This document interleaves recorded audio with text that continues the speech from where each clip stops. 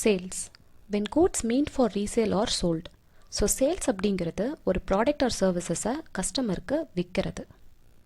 இந்த sales transaction ரெண்டு டைப்ஸாக நடக்கும். ஒன்று cash sales. Cash will be received immediately. அதாவது கேஷ்க்கு சேல் பண்ணுறது. கூட்ஸை கொடுத்த கையோட கேஷையும் ரிசீவ் பண்ணிடுறது. Next credit sales. Cash will be received later from the customer, அதாவது டெப்டார். ஸோ கடனுக்கு சேல் பண்ணுறது தான் கிரெடிட் சேல்ஸ்னு சொல்லுவோம். கூட்ஸ் ஆர் சர்வீசஸை கொடுத்துட்டு கேஷை ஃப்யூச்சர் பீரியடில் ரிசீவ் பண்ணிக்குவாங்க. அந்த டைம் பீரியட் வரைக்கும் அந்த கஸ்டமர் நமக்கு டெப்டார். ஸோ டெப்டார்னா நம்மளோட பிஸ்னஸ்க்கு கடனாளி. ஓகே, நம்ம பர்ச்சேஸ் டிரான்சாக்ஷனில் பார்த்த மாதிரியே தான் சேல்ஸும் பிஸ்னஸில் ரெண்டு கேட்டகரியில் நடக்கும். ஒன்று, அவங்க ரெகுலராக தன்னோட பிஸ்னஸில் சேல் பண்ணுற கூட்ஸை கொடுப்பாங்க. எக்ஸாம்பிள், அதே ஹோம் அப்ளையன்ஸ் பிஸ்னஸ்னு வச்சுக்கலாம். இப்போ என் பிஸ்னஸில் சேல் பண்ணக்கூடிய ஹோம் அப்ளையன்சஸ் எல்லாமே என்னோட கஸ்டமருக்கு ரெகுலராக கொடுத்துட்டு இருப்பேன். Like micro oven, toaster, mixie, dishwasher, fridge. So இது எல்லாமே நான் ரெகுலராக என் பிஸ்னஸில் சேல் பண்ணக்கூடிய ப்ராடக்ட்ஸ். அதனால தான் சோல்டு கூட்ஸ் அப்படிங்கிற அந்த வேர்டை பார்த்தாவே அது சேல்ஸ் அக்கௌண்ட்டுக்கு கீழே தான் வரணும்னு சொல்லி நம்ம போடுறோம். இந்த கூட்ஸ் எல்லாமே அந்த இயர் ஃபுல்லாக என் பிஸ்னஸில் என் கஸ்டமருக்கு சேல் பண்ணிட்டு தான் இருக்க போகிறேன். அதே மாதிரி அந்த பர்டிகுலர் இயரில் எனக்கு ஸ்டாக் அந்த கூட்ஸ் தேவைப்படுது அப்படிங்கும் போது என்னோட சப்ளையர்கிட்ட இருந்து இந்த கூட்ஸ் எல்லாம் பர்ச்சேஸ் பண்ண தான் போகிறேன். ஸோ இது அந்த இயரில் நடக்கக்கூடிய ப்ராசஸ் தான். பிகாஸ் ஜேர்னல் என்ட்ரி மட்டும் நமக்கு எண்டிங் இல்லை, இதோட ஃபைனல் அக்கௌண்ட் நம்ம கம்ப்ளீட் பண்ணுறதுக்கு இன்னும் ஃபியூ ஸ்டெப்ஸ் இருக்குது. அப்போ தான் என்கிட்ட இவ்வளோ ஸ்டாக் ஏற்கனவே இருந்திருக்கு, இதுக்கப்புறம் புதுசாக இவ்வளோ ஸ்டாக்ஸ் வாங்கியிருக்கேன், இவ்வளோ சேல் பண்ணியிருக்கேன், இவ்வளோ இன்கம் நான் இதில் ஜென்ரேட் பண்ணியிருக்கேன்னு சொல்லி நான் கண்டுபிடிக்க முடியும். அதனால் பர்ச்சேஸ்டு கூட்ஸ்ன்னு சொல்லி பார்த்தாவே அதை பர்ச்சேஸ் அக்கௌண்ட்டு கீழே தான் கொண்டு வரணும். சோல்டு கூட்ஸ்ன்னு சொல்லி பார்த்தாவே அதை சேல்ஸ் அக்கௌண்ட்டு கீழே தான் கொண்டு வரணும். நல்லா ஞாபகம் வச்சுக்கோங்க. நிறைய பேர் பண்ணுற மிஸ்டேக் இது தான். இன்னொரு கேட்டகரி தன்னோட பிஸ்னஸ் யூஸுக்காக வாங்குறது. இப்போ அந்த பொருளோட லைஃப் கம்ப்ளீட் ஆயிடுச்சு அப்படின்னா அதை டிஸ்போஸ் பண்ணுறதுக்காக சேல் பண்ணுவாங்க. எக்ஸாம்பிள், ஒரு கம்ப்யூட்டர் 10 இயர்ஸாக அவங்களோட பிஸ்னஸில் பில்லிங் பர்பஸ்க்காக யூஸ் பண்ணிகிட்டு இருந்திருக்காங்க. இப்போ அதை இவன் மாற்றணுங்கிற சுச்சுவேஷன் வருது. ஸோ சேல் பண்ணிட்டுரும். ஸோ இப்போ இந்த யூஸ்டு கம்ப்யூட்டர் நான் சேல் பண்ணேன் அப்படிங்கிறதுனால ரெகுலராக என் பிஸ்னஸில் யூஸ்டு கூட்ஸ் எல்லாம் நான் விற்கிறேன் அப்படிங்கிற மீனிங் கிடையாது. அதனால தான் பர்ச்சேஸ்டு ஃபர்னிச்சர் அப்படின்னா பர்ச்சேஸ் அக்கௌண்ட்டில் போட்டுறாதீங்க அப்படின்னு நான் சொல்கிறது. பிகாஸ் பர்ச்சேஸ் அக்கௌண்ட்டில் ரெகுலராக நம்ம டீல் பண்ணுறது மட்டும்தான் நம்ம இதில் போடணும். அப்போ ஃபர்னிச்சர் நான் வாங்குகிறேன் அப்படின்னா அது தனியாக என்னோட பர்பஸ்க்கு நான் வாங்கினேன், அதை நான் பர்ச்சேஸ் அக்கௌண்ட்டில் போட்டால் அது ஆப்வியஸாக தப்பு தான்.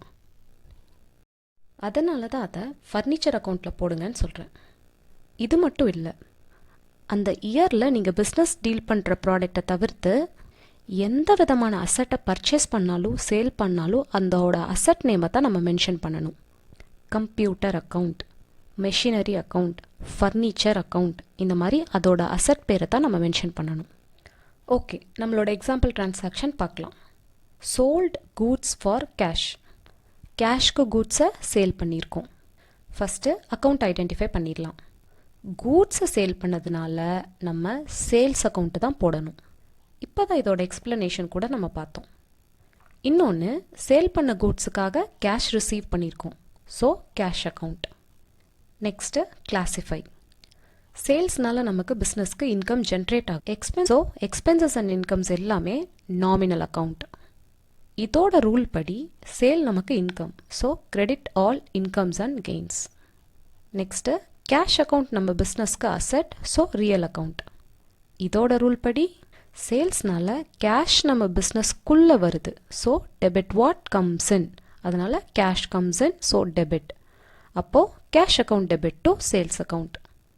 இப்போது கேஷ் டிரான்சாக்ஷன் பார்த்த மாதிரி ஒரு கிரெடிட் டிரான்சாக்ஷனோட எக்ஸாம்பிள் பார்த்துடலாம். Sold goods to mister B.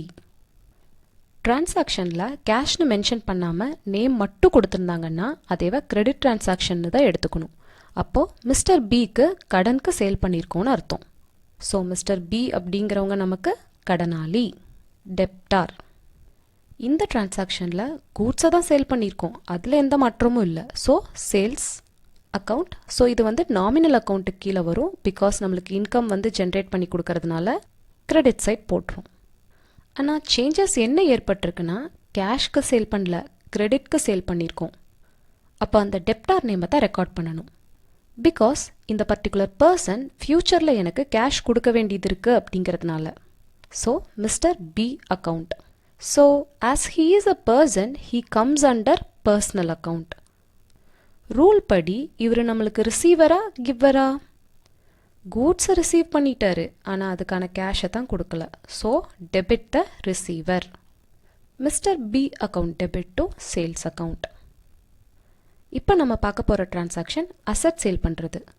Sold furniture for cash. ஃபர்னிச்சரை கேஷ்க்கு சேல் பண்ணியிருக்கோம். இப்போ இந்த டிரான்சாக்ஷன் கொடுத்த பிஸ்னஸ் ஃபர்னிச்சர் ஷாப் வச்சுருக்காங்கன்னு வச்சுக்கோங்களேன். அவங்க கூட்ஸ்ன்னு தான் மென்ஷன் பண்ணியிருப்பாங்க, ஃபர்னிச்சர்னு மென்ஷன் பண்ணியிருக்க மாட்டாங்க. ஸோ இங்கே தெளிவாக அந்த அசட்டோட நேம் மென்ஷன் பண்ணதுனால அந்த நேம் அக்கௌண்ட்டை தான் நம்ம யூஸ் பண்ணணும். ஸோ சோல்டு ஃபர்னிச்சர் ஃபார் கேஷுக்கு ஃபஸ்ட்டு அக்கௌண்ட் ஃபர்னிச்சர் அக்கௌண்ட், இன்னொன்று கேஷ்க்கு சேல் பண்ணியிருக்கனால cash account. Next classify. Furniture அப்படிங்கிறது அசட்டு, அதனால் ரியல் அக்கௌண்ட்டு கீழே வரும். ஸோ ரூல் படி what comes in is debit, what goes out is credit. So சேலுக்காக ஃபர்னிச்சர் பிஸ்னஸை விட்டு வெளியே போகுது, கோஸ் அவுட். அப்போ credit what goes out. And next cash is also asset, அதனால இது ரியல் அக்கௌண்ட். ஃபர்னிச்சர் நம்ம சேல் பண்ணதுனால கேஷ் நம்ம பிஸ்னஸ்க்குள்ளே வருது. So debit what comes in, cash உள்ளே வருது, cash comes in. Cash account debit to furniture account. இப்போ இதே எக்ஸாம்பிளில் கிரெடிட் டிரான்சாக்ஷன் பார்க்கலாம். Sold furniture to mister B. அப்போ நம்ம முன்னாடி பார்த்த டிரான்சாக்ஷன் என்ன? சோல்டு ஃபர்னிச்சர் ஃபார் கேஷ் அப்படின்னா ஃபர்னிச்சர் சேல் ஆகுது, கேஷ் வருது. இப்போ இங்கே ஃபர்னிச்சர் தான் சேல் ஆகுது, ஆனால் கேஷ் வரல, கடனுக்கு விற்றுருக்கோன்னு போடணும். சோல்டு ஃபர்னிச்சர்னு பார்த்தோன்னையும் சேல்ஸ் அக்கௌண்ட்டுன்னு போட்டுறக்கூடாது. அந்த அசட் நேம் மென்ஷன் பண்ணதுனால அந்த பர்டிகுலர் அசட் நேமை தான் போடணும். ஸோ ஒன்று ஃபர்னிச்சர் அக்கௌண்ட். ஓகே, இப்போ ஃபர்னிச்சர் சேல் பண்ணிட்டோம், ஆனால் திருப்பி இந்த மிஸ்டர் பி அப்படிங்கிறவங்க கேஷ் கொடுக்க கிடையாது. அப்போ இவங்களுக்கு ஒரு அக்கௌண்ட்டை போடணும்ல, இன்னும் ஃப்யூச்சரில் நீ எனக்கு காசு தரணும் அப்படின்னு சொல்லிட்டு இப்போ மிஸ்டர் பிங்கிற ஒரு அக்கௌண்ட்டை ஓப்பன் பண்ணுறோம். நெக்ஸ்ட்டு அக்கௌண்ட்டை கிளாஸிஃபை பண்ணணும். ஸோ ஃபர்னிச்சருங்கிறது அசட்டு, அதனால ரியல் அக்கௌண்ட். சேல் பண்ணுறதுனால பிஸ்னஸை விட்டு வெளியே போகுது. So credit what goes out. அதே தான் அப்ளையில் பார்த்த டிரான்சாக்ஷன் மாதிரியே தான் இங்கேயும். ஸோ மிஸ்டர் பி அப்படிங்கிறவங்க ஹீஸ் அ டெப்டார் பர்சன், அதனால பர்சனல் அக்கௌண்ட்டுக்கு கீழே தான் வருவாங்க. இவர் ஃபர்னிச்சரை ரிசீவ் பண்ண காரணத்தினால debit the receiver. So mister B account debit to furniture account. Sales return or return inwards. So sale பண்ணது திருப்பி ரிட்டர்ன் நம்மளோட பிஸ்னஸ்க்கே உள்ளே வருது அப்படிங்கிறதுனால இன்வர்ட் அப்படிங்கிறத ஞாபகம் வச்சுக்கோங்க. Sold goods are returned by the customer. அதாவது ஒரு பிஸ்னஸ் தன்னோட கூட்ஸை கஸ்டமருக்கு சேல் பண்ணியிருப்பாங்க. அந்த கூட்ஸில் ஏதாச்சும் டிஃபெக்ட்ஸ் இருந்துச்சு அப்படின்னா அந்த பிஸ்னஸ்க்கே அதை ரிட்டர்ன் பண்ணிடுவாங்க. ஸோ நம்ம சேல் பண்ணது திருப்பி நம்ம பிஸ்னஸ்க்கே வரது தான் சேல்ஸ் ரிட்டர்ன்.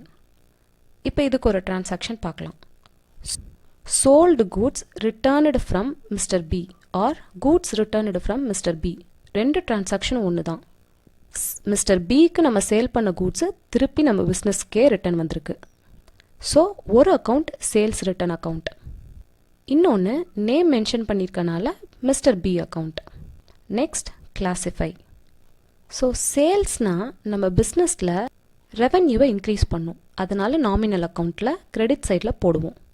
இந்த சேல்ஸ் ரிட்டர்னையும் நம்ம நாமினல் அக்கௌண்ட்டுன்னு தான் சொல்லுவோம். பிகாஸ் ஏற்பட வேண்டிய இருந்த இந்த ரெவன்யூ இந்த ரிட்டர்ன்ஸ் காரணத்தினால ரெடியூஸ் ஆகிடும்.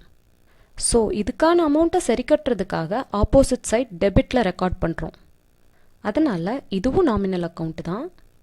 சேல்ஸ் அக்கௌண்ட்டை கிரெடிட்டில் போட்டதுனால சேல்ஸ் ரிட்டர்னை ஆப்போசிட்டில் டெபிட் சைடில் போடணும். நெக்ஸ்ட் மிஸ்டர் பி அப்படிங்கிறவங்க பர்சன், ஸோ பர்சனல் அக்கௌண்ட்டு கீழே வருவாங்க. கூட்ஸை ரிட்டர்ன் கொடுக்கறதுனால ஹீ இஸ் அ கிவர். இன்னொன்று இந்த ரிட்டர்ன்டு கூட்ஸுக்கான கடனை இவர் கட்ட வேண்டியது இல்லை. So credit the giver.